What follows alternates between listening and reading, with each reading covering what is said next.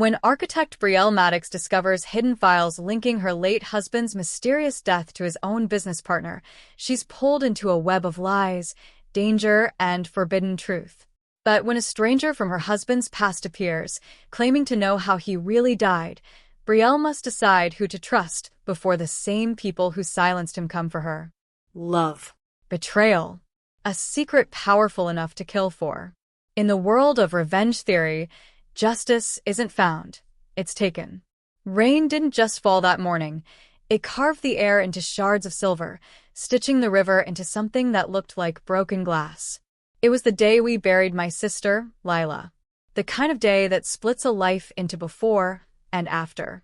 I was still clutching the folded funeral program, the paper soggy and limp, when I saw my father, Charles Maddox, step away from the gravesite and wander down toward the riverbank. He walked like a man who'd already buried more than a daughter. In his hands was a small wooden box wrapped in white cloth, held the way one might carry a fragile secret. Mom, Eleanor Maddox, stood back on the gravel path, her black coat swallowing her whole. Her lips pressed into a thin, bloodless line, the kind you make when words no longer have a place in the world. Dad didn't look at me. He didn't look at anyone. He just reached the water's edge, knelt in the mud, and set the box adrift.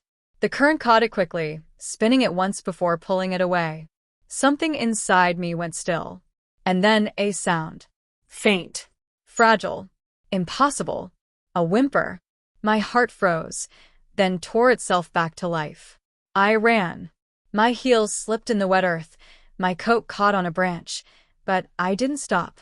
I reached the reeds and saw it. The little box half submerged, bumping against the bank. Please be empty, I whispered, my hands trembling as I dragged it free. The lid was nailed shut. My fingers fumbled for my car keys. I wedged one beneath the seam and pried until the wood splintered. The sound of it breaking was the sound of the world ending. Inside lay a baby, a newborn, wrapped in soaked white cotton, lips tinged blue, a faint mewl catching in his throat like he was pleading with the sky to notice him. A hospital bracelet circled his ankle, baby boy Monroe. My breath shattered. Lila. I choked. Oh God, Lila. He was alive, barely, but alive. I yanked off my scarf, wrapped it tight around him, pressing him to my chest. His tiny fingers twitched, and the smallest breath ghosted against my skin. Then came a voice, the kind of voice that could turn warmth to stone. Give him to me. I spun around. My father stood there, rain dripping from his gray hair, his face carved in lines of control and regret. You threw him in the river. My voice broke. He didn't answer right away, just looked past me, to where the current still tugged at the reeds like it was listening. You don't understand, Brielle, he said, his tone as cold as the water. There are things you can't fix. Try me. He took one slow step closer. Your sister made choices. That baby is a complication. My arms tightened around the child. He's not a complication. He's a human being. Do you think I wanted this? He hissed. We were protecting her. Protecting this family. From what? From love. Mom's voice broke from behind him, small and wrecked. Charles, please. Dad's eyes never left mine. You can't keep him, Brielle. You'll destroy us all. I took a step back. Then maybe we deserve it. He moved forward. I moved faster through mud over roots into my car. The baby whimpered again as I fumbled with the keys. Mom's silhouette wavered through the rain. She didn't stop me. She didn't even move. Dad stood in the downpour, the river behind him, and didn't shout, didn't chase. Just watched me go, expressionless, like he was already calculating the cleanup. The drive to St. Augustine's Hospital blurred into a mess of wet streets and desperate prayers. My coat was soaked, my fingers numb, my pulse too loud.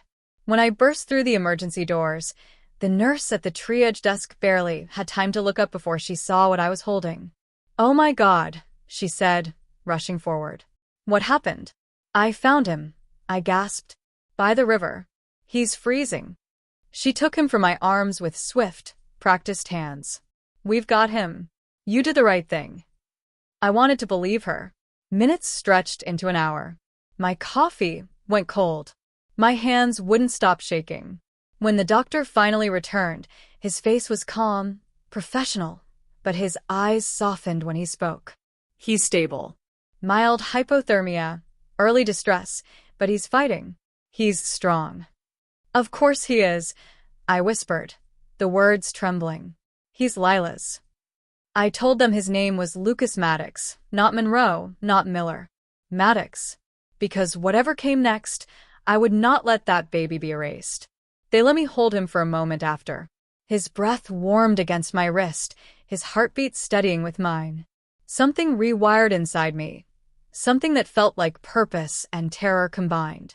That night, I signed the emergency foster papers. My signature shook, but it was mine. When I brought Lucas home, my apartment felt smaller than it had ever been.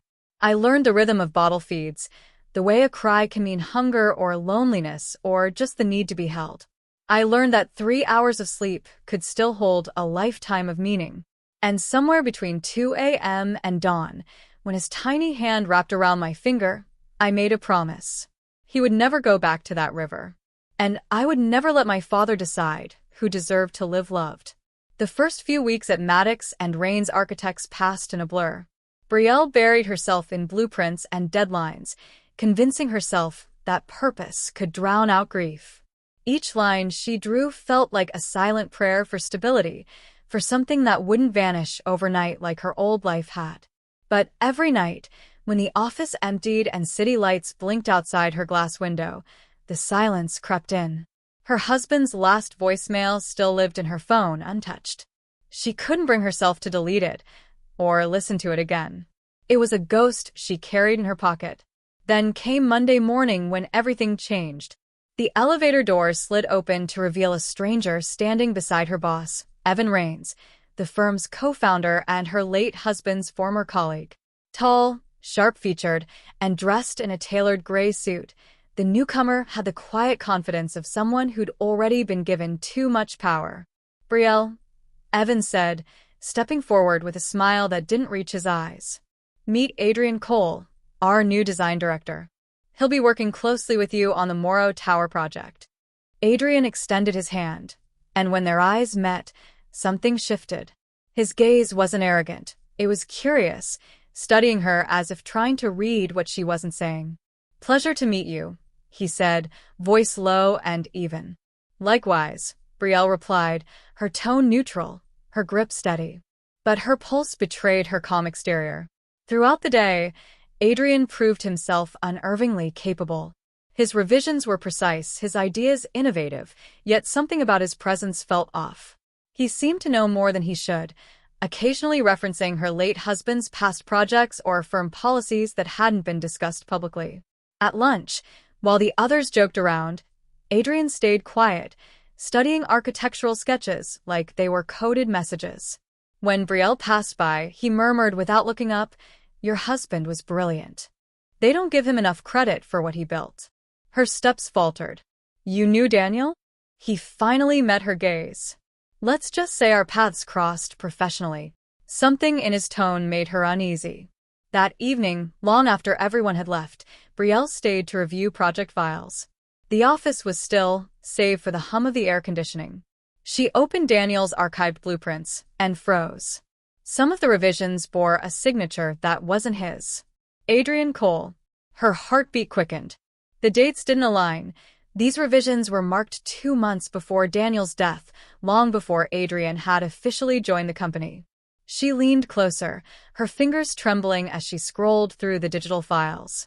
Hidden inside one of the folders was a locked PDF labeled, "Rain's Private, D Confidential." Her password attempts failed. Then a shadow passed the glass door behind her. Brielle turned sharply. Adrian stood there, illuminated by the corridor lights, hands in his pockets. "Late night?" he asked softly. Brielle minimized the window. "Deadlines don't care about the hour." He nodded, stepping closer. "Neither do secrets." Before she could respond, he added with a faint smile, "Good night, Brielle." He left before she could ask what he meant. Her reflection in the dark monitor stared back at her, wide-eyed, wary, and alone. For the first time in months, she didn't think about loss. She thought about the truth.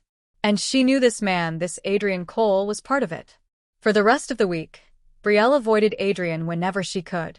But avoidance only sharpened her curiosity and her fear. Every time she passed him in the hallway or caught his reflection in the mirrored glass of the conference room, something in her chest tightened. By Friday, the tension in the office felt palpable. Evan Rains had been unusually irritable, pacing through meetings, snapping at minor errors. The Morrow Tower project deadline was looming, but that wasn't what rattled Brielle. It was the creeping realization that something larger was at play, something that had started before her husband's death. That afternoon, Evan called a meeting. Adrian stood beside him, unreadable. "We're reassigning the structural design portion of Morrow Tower," Evan announced. "Adrian will oversee final integration. Brielle, I want you to assist him exclusively." She felt her stomach drop. Assist him? It was a demotion disguised as collaboration. After the meeting, Brielle confronted Evan in his office. "This was Daniel's project," she said, voice shaking. "You promised me." "I promised results." Evan cut in coldly. "Adrian delivers those. Don't take this personally." But she did. Because every step Adrian took in that firm felt like he was walking through Daniel's shadow and somehow knew exactly where to tread. That night, unable to let go of her suspicions, Brielle stayed late again. The building was silent, the only sound the soft rain against the glass. She accessed the archived server Daniel had built, one no one else was supposed to know about. Her fingers hesitated over the keyboard before she typed Daniel's old passphrase, Maddox Dreams. The folder opened. Inside were sketches, financial statements, and encrypted notes. At the bottom sat a single document, Invest, PDF. When she opened it, her breath caught. It wasn't architectural data. It was a series of financial transfers between Daniel's account and something labeled Cole Holdings, dating back 6 months before his death. Her hands trembled as she scrolled. One note read, "If anything happens, trust no one. Start with Rains. He knows what Cole did." A sound behind her made her spin. Adrian stood at the doorway again, rain dripping from his coat, eyes fixed on the glowing screen. "I told you not to dig alone," he said softly. Brielle's voice cracked. "What are you doing here? How do you know about this?"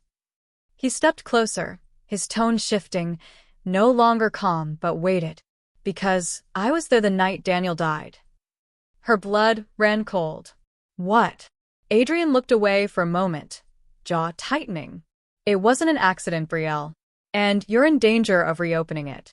Brielle's heart pounded so loudly she could barely hear his next words. "I tried to warn him," Adrian continued.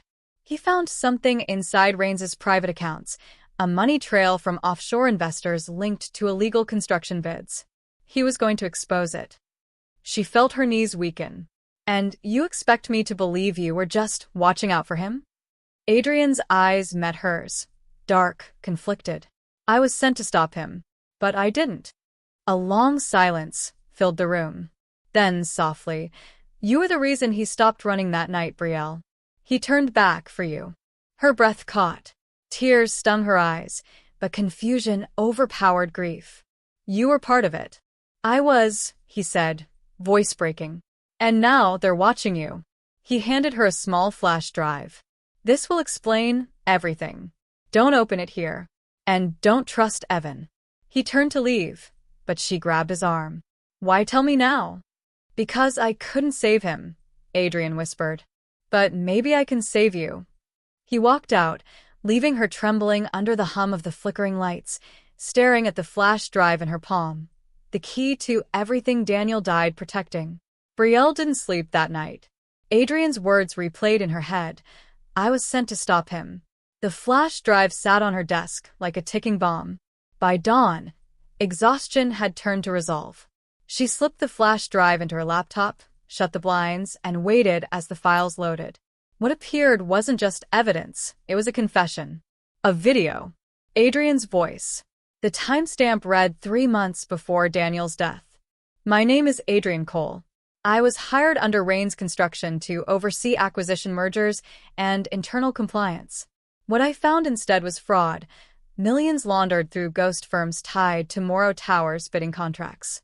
When Brielle Maddox discovered it, they tried to silence him. I was supposed to make sure he never spoke again. But I couldn't. I warned him to disappear. He didn't listen. Brielle's pulse quickened as she watched images flash across the screen, scanned invoices, offshore transactions, and boardroom emails. Rains his partners in Dubai and Singapore. They used architectural projects as fronts. Daniel wanted to go to the authorities, but before he could, he was gone. The video glitched, then continued in a trembling whisper. If you're seeing this, Brielle, it means I failed to protect you both. The truth is on the encrypted server I left in Daniel's name. And the only person who can open it is you. Brielle froze. He recorded this for me. Her hands trembled as she decrypted the attached files using Daniel's old password. Inside was a trove of documents, enough to destroy Rains's empire. But before she could process it all, the office alarm blared. Red lights flickered. Someone had breached the system remotely. Her screen went black. Too late, came a voice from the doorway. Evan Rains stood there, calm and composed, holding her phone. You shouldn't have gone digging, Brielle. Daniel was brilliant, but he never knew when to stop. Her chest tightened. You killed him. He smiled faintly. You make it sound so dramatic. He made a choice. You're about to make yours. He stepped closer. Hand over the flash drive, and you can walk away. Her fear turned into fury. You destroyed him. You think I'll just walk away? Evan's expression hardened. You won't make it out of this building. A voice echoed behind him. Maybe she will. Adrian. He stepped out from the shadows, gun drawn, not shaking, not uncertain. His eyes locked on Rains with deadly calm. Adrian, Rains sneered. You always were the sentimental one. I should have known you'd betray me too. Adrian's jaw clenched. You killed an innocent man. Rains laughed quietly. You think you're any better? You're the one who delivered him to us. The air between them thickened. Brielle's pulse thundered. In one swift motion, Rains reached inside his jacket, but Adrian fired first. The sound shattered the silence. Rains fell. For a long moment, no one moved. The rain outside hit the windows like applause, relentless and cold. Adrian lowered the gun slowly, his hand trembling now. It's over. Brielle looked at him. The man who had been her husband's enemy, his protector, and now her only link to the truth. It's not over, she whispered. You'll have to face what you did. He nodded, his eyes glistening. I know.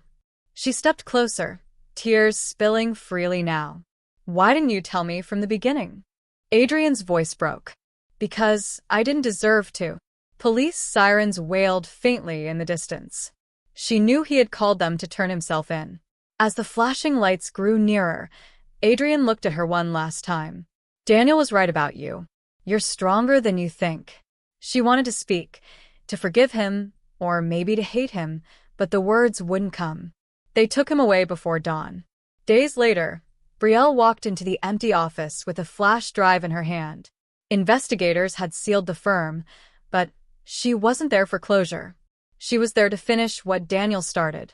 She uploaded the evidence to every major news outlet and walked out as the sun broke over the skyline. When she reached her car, her phone buzzed. Unknown number. She hesitated, then answered. A familiar voice whispered, faint but unmistakable. You did the right thing, Brielle. But they're not done. The line went dead. She stood frozen in the morning light, the world suddenly vast and uncertain. Was it Adrian? Or someone else who'd been listening all along? Either way, she knew one thing. The truth hadn't ended. It had just begun.